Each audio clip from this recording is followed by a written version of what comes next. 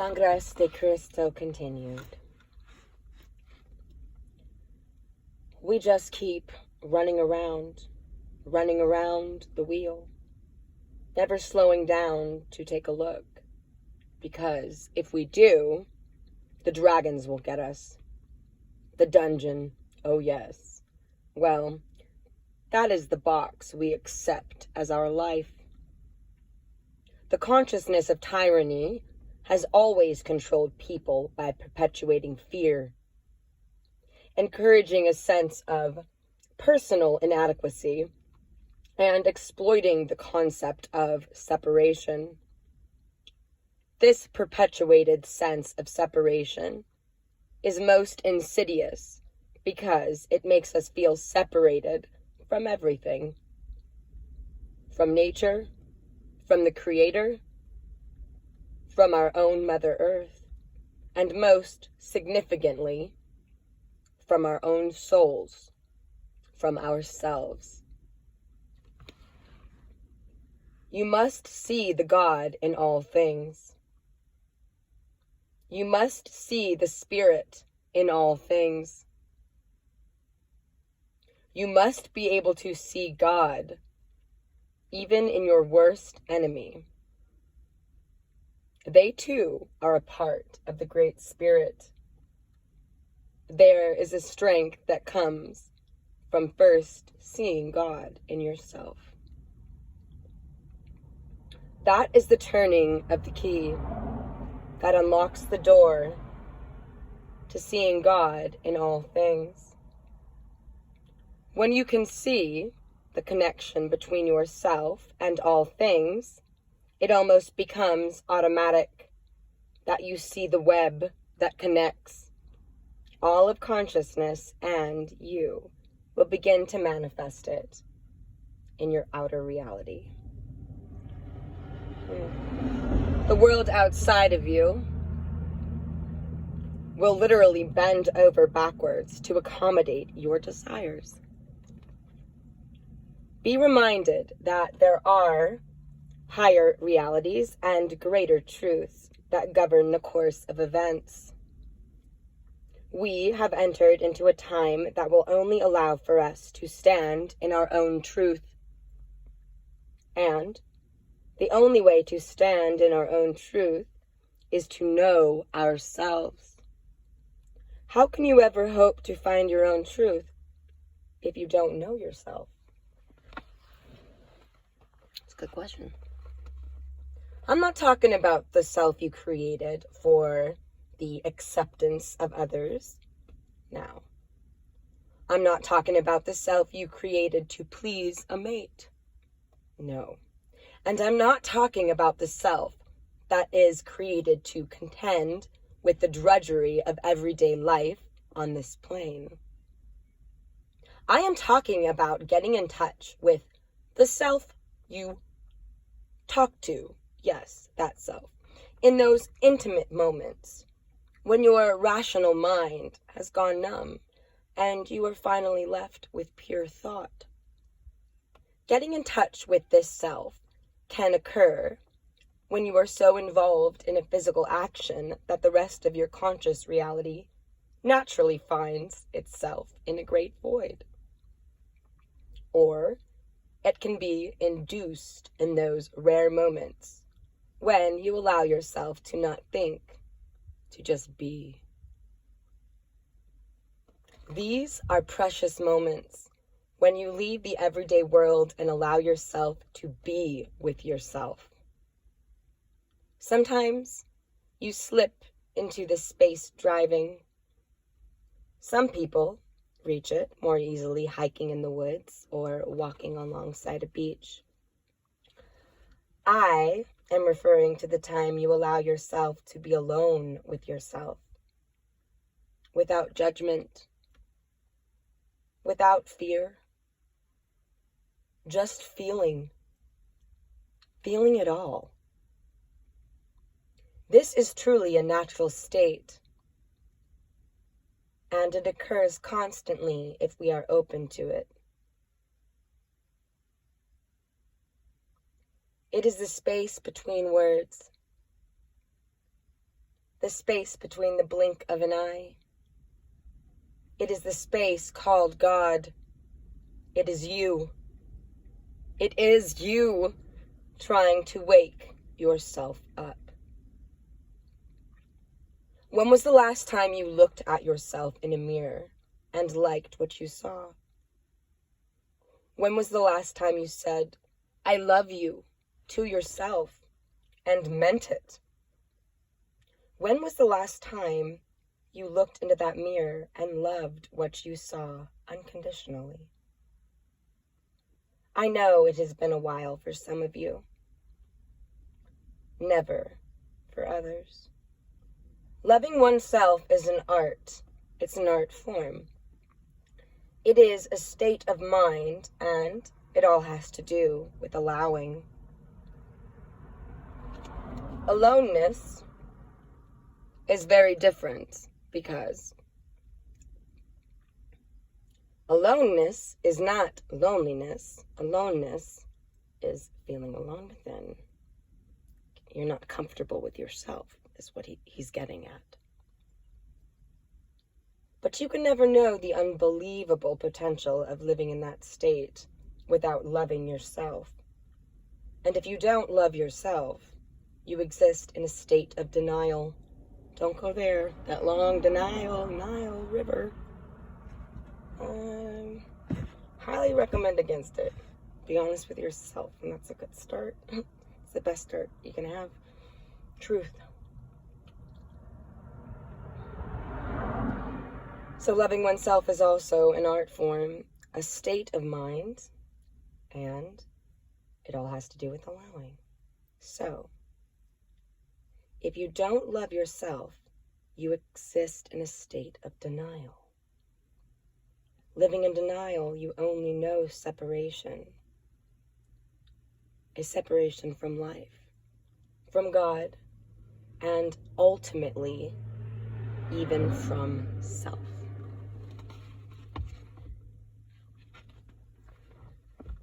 These are precious moments when you leave the everyday world and allow yourself to be with yourself.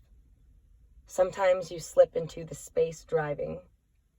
Some people reach it more easily hiking in the woods, or walking along the beach, or protecting a preserve, whatever's clever.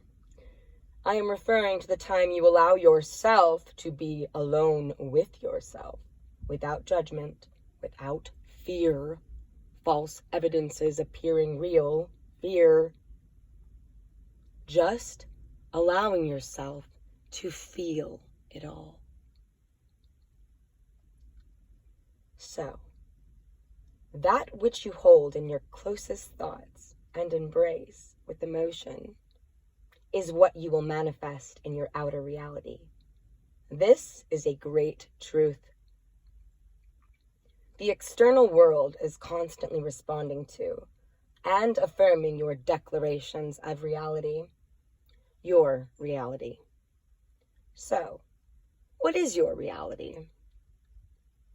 Air quoting. I am not worthy. I am inadequate. I must find someone else outside of myself to tell me what to do with myself. I must find someone to love me. End of air quoting. You go to clairvoyants and fortune tellers to get a reality check. How on earth could anyone outside of you possibly know the reason why you create chaos in your life? The reason why you never seem to draw to you the complement of your desires. The love of your life, per se. Consider this. You think so little of yourself. You show such little respect to your divine life. The reason why you never seem to draw to you the complement of your desires is that you show such little respect to your divine self. You would rather dwell in the state of unworthiness than focus upon your achievements and successes. What kind of person do you expect to draw out of yourself, to yourself? Ask yourself that. The universal law of attraction dictates like draws like draws like. It is infallible and forever, ad infinitum. Forever. 'Tis limitless, is what he's getting at. It is now what it was 30,000 years ago. The principles still apply. Whatever you think you are, so shall you be. Everything in your outer reality will manifest that which supports your feelings, which are your transmuted thoughts. Life by itself will literally manifest the result of your thoughts by reflecting your feelings. You see, life speaks the language of Creator, the emotional language. The consciousness of life, the essence of that which is the God force. The Creator knows no judgment. Therefore, no degree of good or bad can exist within it. It is pure consciousness. It will cause to come forth into your reality, physically, mentally, and emotionally, what you desire. That is universal law. That is the foundation, the essence of quantum physics. And what brings you into a state of unhappiness? I ask of you. Ask this of yourself. It is what and how you feel, like it or not. If you are unhappy, it is because you have chosen to have the feeling, to allow the feeling, and you will feel unhappy as long as it takes for you to own the emotion so that you can embrace it and experience it and understand it and then let it go. Taja. In these times, it is essential that you see the truth that is in all things. You must see God in all things. You must see the Spirit in all things. You must be able to see God, even in your worst enemy. They too are a part of Great Spirit. There is a strength that comes from first seeing God in yourself. That is the turning key that unlocks the door to seeing God in all things. When you can see and feel the connection between yourself and all things, it almost becomes automatic that you see the web that connects all of consciousness. Through the use of will, conscious responsibility, this process of reprogramming your thought process is available to you and is entered into simply by calling upon your will. This is what reclaiming your power is all about. If you consciously exercise this new thought process on a daily basis, for only a few minutes each day, you will begin to manifest into your outer reality. The world outside of you will literally bend over backwards to accommodate your desires. If you love yourself, if you have forgiven yourself for not knowing this great truth, then your exterior reality will begin to alter radically. Day by day, and then hour by hour, you will see your life change in response to you, taking control of you. Native people have always remembered to consider the effect an action will have on the next 4 generations. Try 7 this time around. Yeah. There is no one else to blame for our sorry state of affairs. That is obsolete thinking. That kind of thinking is only another form of passing the buck. All of life is a circle. And most of us are here now, we reaping the effects of what we ourselves created 4 generations ago, or 7. We have come back to experience firsthand what we created. We worry more about financial ramifications in our lifetime than we do about what our great-grandchildren will inherit when they walk this earth and there is no more water to drink. At the rate we are going, in 4 generations, there won't be any fish left. There will be no buffalo. There will be no grandfather trees. We are so at odds with nature and with ourselves that even our own cells are rebelling against us. It is this sheer rebellion in the body that has created the many plagues upon the land. And for many of these plagues, there will be no cures. There are multi-dinosaurs, but that is not the word. So there are multitudinous reasons, many reasons, we'll just say, mucho más. Forgive me for that. So there are many reasons for the specific dilemma, the human condition, I'd say. Consider that some of these diseases have been manufactured. They are not organic. In fact, they are mechanical in nature. They are a virtual reality, synthesized life forms, to be blunt. Did you know that for some of the plagues that are killing your loved ones, the cures already exist? And they have existed for quite a while, but you do not have access to them because of your ruling government.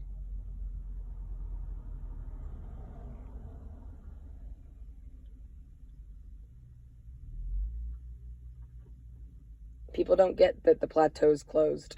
I'm just gonna get a little distracted. But yeah, it's called closed. Mother Nature's closed right now. Pardon me. Oh, where was I? Let's get back to how we do not have access to these cures for these manufactured viruses. So, the reason we don't have access to them is because of our ruling governments. Those schmucks. The true world governmental order of financial overlords won't let the cures be made available to the public. They are of the opinion that the earth is overcrowded. There are simply too many people. We need to decrease the population, and they are quite willing to help that happen. I do not consent to that happening. It is already calculated in a plan put out by the United Nations called Biodiversity in 1993. It is their solution to the problem. Read it. Know the truth for yourself. So Google Biodiversity 1993 United Nations. Do a little bit of digging. Find some truth. And share. Share the experience. Share the truth. Whether there are ears to hear or not. Don't quit. The powers that control this earth through the doctrine of greed and tyranny are saying that by the year 2010, this earth will not be able to grow enough food to feed all the people. They are aware of the coming earth changes. They are the ones who made secret agreements with the Greys from the Star Nations. During the Eisenhower administration, you were sold out. That is why so many billions of dollars have been spent on underground installations. When the changes occur, the plan was for the selected few to go underground. that is only on an earthly level. They already have their plans working and have for some time in your heavens. There are colonies even now upon your moon. That was the plan, but it won't work. It could never work. The people who think it will are reacting to their own fear. There is a lot more to this, and there is much more that your overlords are not aware of. You see, they have lost the natural ability to contact higher consciousness. They have lost the spirit world. They are again reacting to their own fear. Technology can only go so far. The scientists and technocrats may be able to go to the moon and even calculate the potential size of an earthquake, but they can't tell you when it's going to happen. No. They have even learned to time travel. Yes, to a certain extent. They can assemble and disassemble the structure of molecules, as they did in the Philadelphia experiment, and the secret work at Montauk. They might even know the experience of other dimensions. Maybe. Some. And yes, they may even be capable of creating other life forms, as they are doing in Los Alamos, New Mexico. Have you ever read about the, air quoting, post office babies? End of air quoting? Have you? I haven't. I'm going to have to check that out. So, post office babies of the 50s. Most likely your answer would be no. But you've heard of virtual reality. Did you know you were living in one? The wake-up calls have begun. Soon the whole of humanity is going to wake up one morning and find out just how artificial our little body's biohemisphere is. What they don't know will ultimately be their undoing and our salvation. A hold of that. They lack the knowledge of the true self. They have disconnected themselves from the mother as well as the father. They have forgotten the hidden roadmap to the knowingness of the great void. And that is a roadmap that comes with knowing that the power of the Creator lies within us all. That is a power that cannot be conquered, that cannot be manipulated. Within us lies the mystery of the ancients. We have been separated from this earth, our sacred mother, for so long that unfortunately it is hard for most of you to feel the emotion of what I am saying.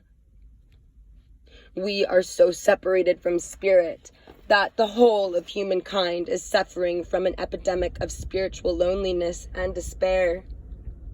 This is why everyone feels so abandoned, so unloved. This is why everyone feels so abandoned and so unloved. Why are we never satisfied with our lives? Because we don't really have a life of our own. We are playing out someone else's script. We have never been allowed to have one under the doctrines of tyranny.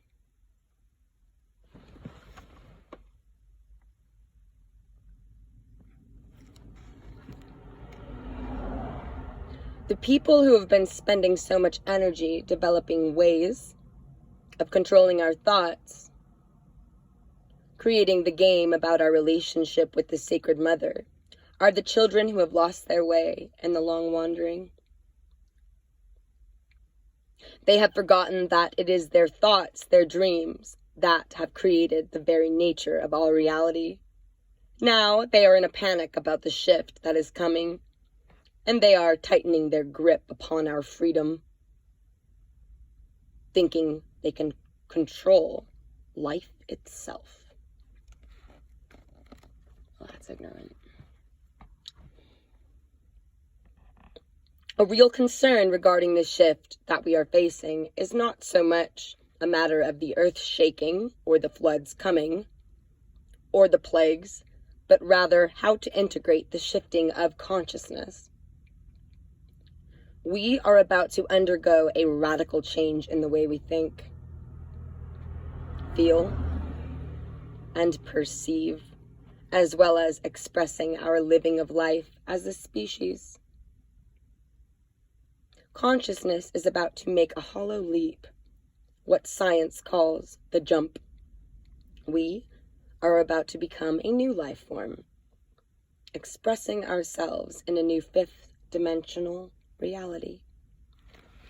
The shift I speak of must come, regardless of the degree of our willingness to accept it.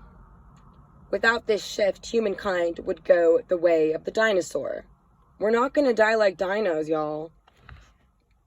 We must remember to look at this time with our hearts. We must learn to look at this time with soft eyes. We must remember that we are children of one mother and one father. We are expressing in their dream. We are born of their union, their love. You cannot undergo a change of heart of this magnitude while you are thinking that you are separate from life around you.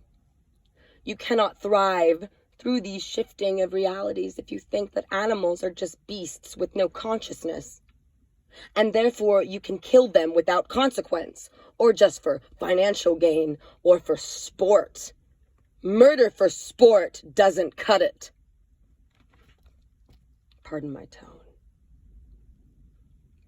You cannot thrive through this shifting of consciousness and dimensional realities if you think you can take whatever you want from the earth without asking or without giving anything back. There is a little matter of the law of the giveaway, turkey medicine. All law has cause and effect. We are feeling the effect of our lack of awareness of the sacred. We must learn to heal our thinking. We must learn to heal ourselves. Somehow, we must remember sacred. The future is not somewhere out in space. Yes, the past is behind us. We must find the now. Ram Dass was always right about that. Be here now. We only allow it to exist in fleeting moments of beauty that we mostly shrug off as fantasy.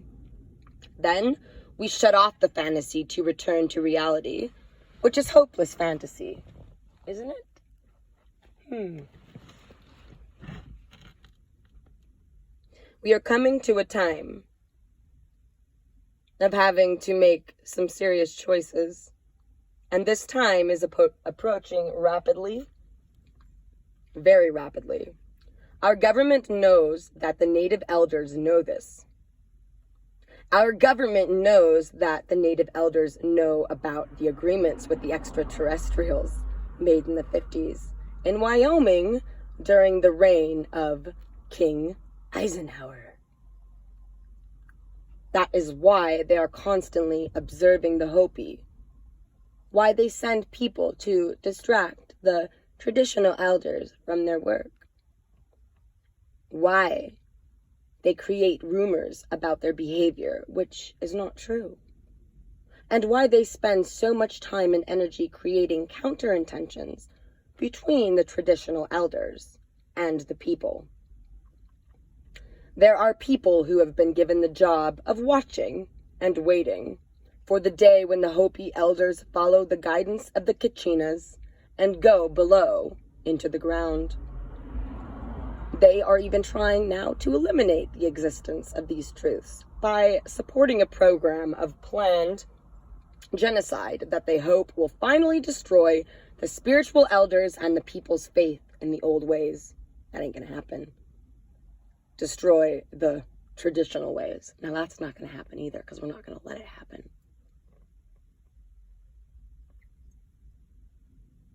The spiritual elders know that this is a time to eliminate secret doctrines. There should be no secrets between people. If we remove the secrets, then there is nothing that will be hidden from us. It won't be able to be hidden, is what he's saying. And we will have choices, clear choices, within the transparency.